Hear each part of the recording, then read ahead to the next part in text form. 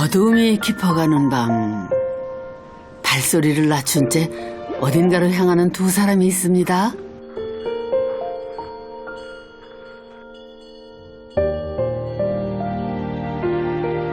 오라, 우리 소장님들이셨군요. 몸가짐을 추스르며 흐트러진 마음도 다잡게 되는 아주 특별한 집.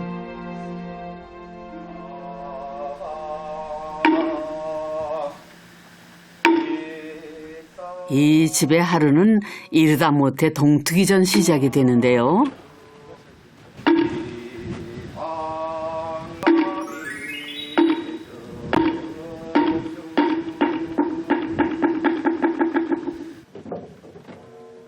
잠들어 있던 도량을 깨우고 나면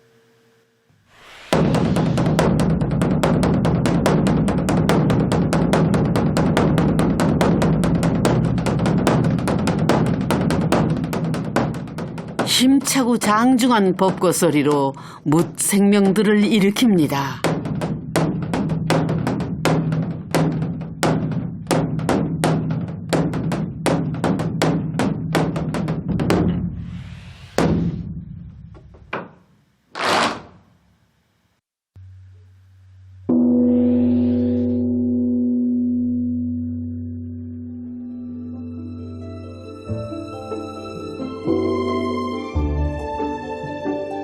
늘 깨어있으라. 천년이 넘는 세월에도 변치 않았던 이 집의 오랜 가풍이죠. 오늘은 수행자의 집을 만나봅니다.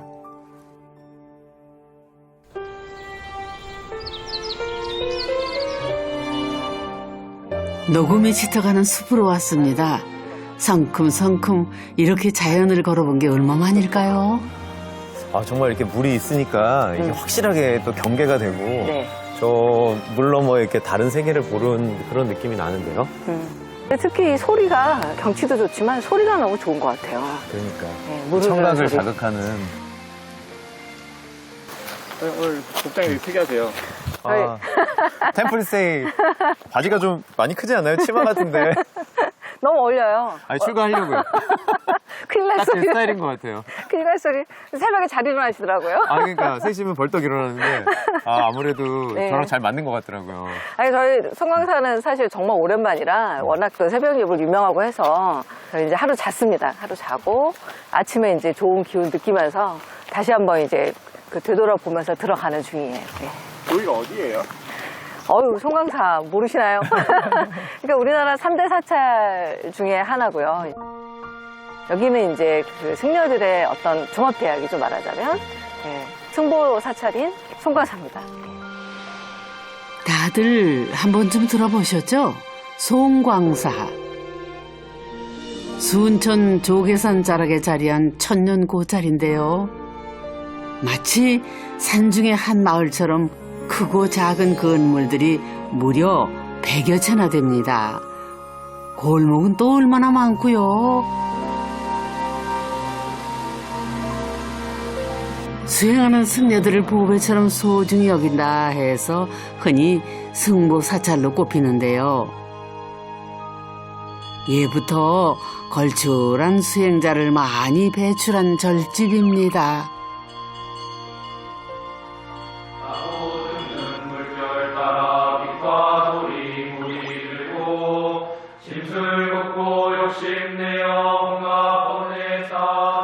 송광사 강원의 큰 방입니다. 스님들의 학교를 일컫는 강원의 큰 방에서는 1년 12달 경 읽는 소리가 끊이질 않는데요. 간경이라고 한다지요.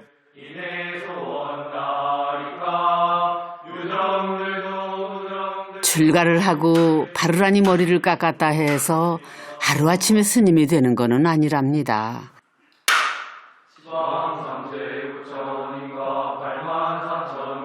송광사의 강원에 지금 학인으로 있고 있는 사집반 해월 스님이라고 합니다. 해월 스님이신 예. 지금 출가한 지는 횟수로 하면 2년 조금 넘었습니다. 금강경을 읽으면서 자기 자신을 낮춤으로써 기존의 출가를 하고자 했던 그 마음을 계속 이제 되새김하면서 본분을 잃지 않도록 하려고 이렇게 강경을 하지 않는가 제 생각으로 생각합니다. 저는 송광사 강원 대교반에서 공부하고 있는 재현 스님이라고 합니다.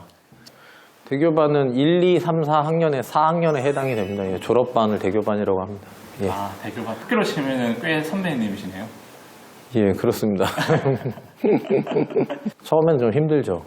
왜냐면 이제 말하는 방식, 뭐 행동하는 방식, 옷 입는 방식 모든 걸 다 바꿔야 되니까.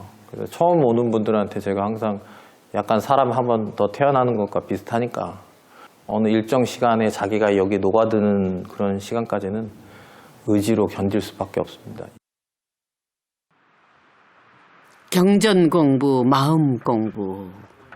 최소 6개월의 행자 생활에 수행의 뜻을 모은 도반들과 함께 4년간의 전통 강원 생활이 이어집니다. 그러니 절이 곧 집이고 새로 태어나는 고향일 수밖에요. 조금은 낯선 그 집 본격적으로 탐구해 볼까요? 여기는 정말 대문처럼. 안녕하세요, 스님. 안녕하십니까. 네. 네. 안녕하세요. 네. 안녕하세요. 안녕하십니까. 어서 오세요. 예. 이렇게 인사하는 게 맞나요? 네, 맞습니다. 아, 예. 이렇게 손만 모으면 되나요? 예, 예. 전내에서는 네. 스님들 뵈면은 네, 네. 이렇게 합장 반대로 해서 이렇게 아, 이렇게. 예. 네. 아, 예. 너무 반갑습니다. 예. 오늘 절집 탐구를 도와주실 두 스님입니다. 송광사는 이 삼보사찰 중에 승가의 종갓집, 그러니까 승보 종찰이라고 합니다. 그래서 여기 보는 이 일주문도 이 형태가 전체가 지금 고려 때 양식 그대로 살아있다는 거예요. 화려한 지붕 양식이 인상적인데요. 근데 궁금해집니다. 예. 정말 사찰을 모르는 분들이 보면 아 문인데 왜 문이 없냐. 예. 이곳은 누구나 들어오라는 거예요. 하지만 문이 닫혀 있는 곳은 수행 공간이기 때문에 조심해달라는 이유입니다.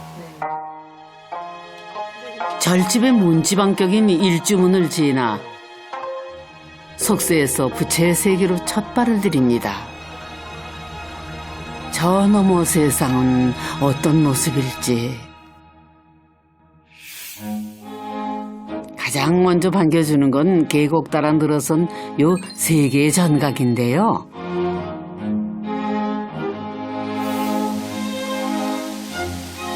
어머나, 흐르는 물과 우뚝한 건축물로 눈부신 산수화를 그려놨네요.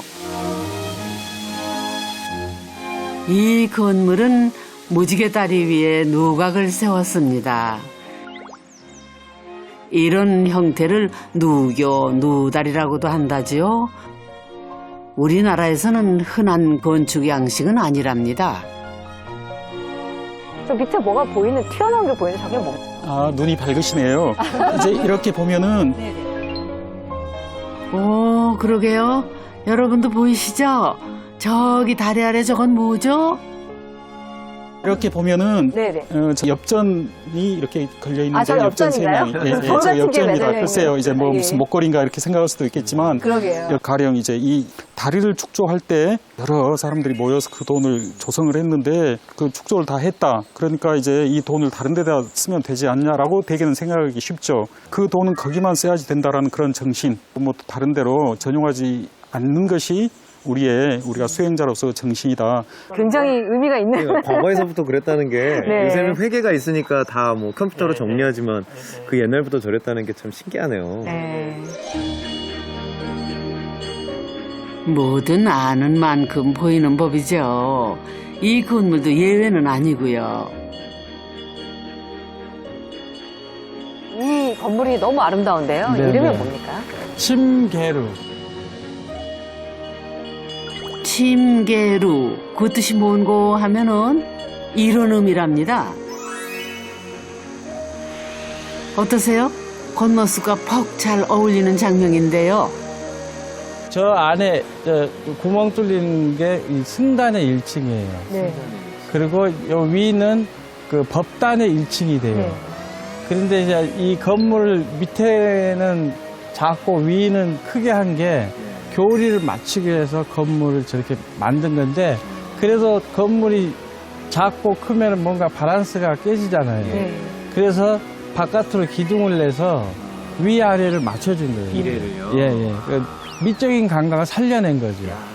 뛰어나다. 건축적으로도 진짜 흥미로운 거는 사실은 이제 저쪽에 그 높이를 저쪽에서 맞추고 기둥들이 나올 때 냇물적으로 축대를 쌓으면서 사실은 평평하게 쌓으면 되는데 네. 일부러 이 그 냇물의 경사에 맞춰가지고 그렇죠. 경사지게 그렇죠. 축대를 쌓고 기둥 높이가 또 다 달라요. 다르죠. 투시도 효과가 더 강조가 되면서 건물도 깊어 보이고 근데 어떻게 보면 이게 한국 건축의 묘미기도 한 것 같아요. 혹시 이제 중국 사찰이나 다른 나라에 이렇잖아요. 가보면 와 네. 평평하게 산을 일단 깎아놓고 시작하거든요. 거기는 그리드를 딱 맞춘 다음에 우린 그게 아니고 자연이 있으면 자연을 살리고 그렇죠. 그러면서 나의 어떤 여러 가지 건축적인 의지도 표현하고 어떻게 보면 훨씬 고수인 거죠. 그래서 네. 정해진 도면이 없잖아요. 그럼 말 없는 법문을 해주고 있어요, 건물이. 건물이 말이군요. 예. 아. 꼭 말로만 그리고- 하는 게 아니라고. 공간을 통해서 예. 이제 자연스럽게 사람들이 자연스럽게 받아들일 수 있고. 네. 우리 상식으로는 저 산꼭대기에 어떻게 저렇게 다 지었을까? 헬기로 날랐나? 아니면 다 지게로 질 수는 없는 어마어마한 규모인데 그거는 우리 생각이고 그 현장에서 나무를 깎으면은 그게 목재가 되는 거고 건축 자재가 되고 그다음 땅을 다지면은 터가 되고 그 긁은 흙으로 구우면은 기와가 되고 현장에서 다 직접 해결했단 말이에요. 선배 스님들은 그걸 알았단 말이에요. 무슨 얘기예요? 절대 자연을 거스리고 뭐를 배치를 안 했단 말이에요. 근데 저희가 이렇게 보다 보니까 아까 밑에서부터 조금씩 이 축대에 이렇게 뭔가 구멍들이 나 있는데 이거는 이제 수로 같은 건가요? 그렇죠. 잘 보세요. 네. 이 오픈되어 있는 우수 수로잖아요. 네, 빗물이 내려오게. 저쪽은 작았는데 여긴 또 커지거든요. 요 공간이 크잖아요. 저 대웅전에부터 흘러내려온 거예요. 큰 거는. 아니 그래서 그게 천년도 전에 물의 흐름과 양까지 고려해 설계되었다는 수로 고승들의 지혜가 그저 대단할 따름입니다. 큰 거는 물이 많이 떨어지니까 내려서 설치하고 그렇죠. 아래쪽으로 예. 물이 한꺼번에 떨어지니까. 현명하네. 예, 그다음에 그리고 이거는 뚫려 위쪽에 있는 거니까 네. 좀 작게. 그러면 물이 떨어지는 모양이 폭포처럼 또 아름답게 보이게. 아, 아니 근데 정말 이 아름다운 밑에는 이렇게 물을 관리하는 그 공학이 숨어 있다라는 게 네. 참 신비하네요. 아직 놀라기엔 이르다고요. 소장님, 알고 보면 한 건물 두 이름, 건물의 출입구가 있는 계곡 반대편에서는 모든 스님들이 이렇게 부른다죠. 사자루. 여기는 이제 붙여진 법을 듣는 사자후를 듣는 누가. 그러니까 얼굴이 두 개인 그렇죠. 건물이라고 해야 되겠죠? 그래서 한쪽은 사자후고 예, 사자루고 한쪽은 침계루. 이제 침계루고. 그게 정말 어떻게 보면 한국 건축의 매력인 게 어떠면은 또 계곡을 상대하기도 하고 이면은 지금 요 작은 마당을 상대하니까 그렇죠. 거기에 달리 이름이 붙을 수 있다라는 게 또 네. 한국 건축 크게 보면 한국 건축의 또 매력일 수 그런 것 있겠네요. 같아요. 공간이 바라보는 방향과 그 역할에 따라 이름이 달라진 건데요. 사자루는 스님들의 수행 공간으로 쓰여왔다죠.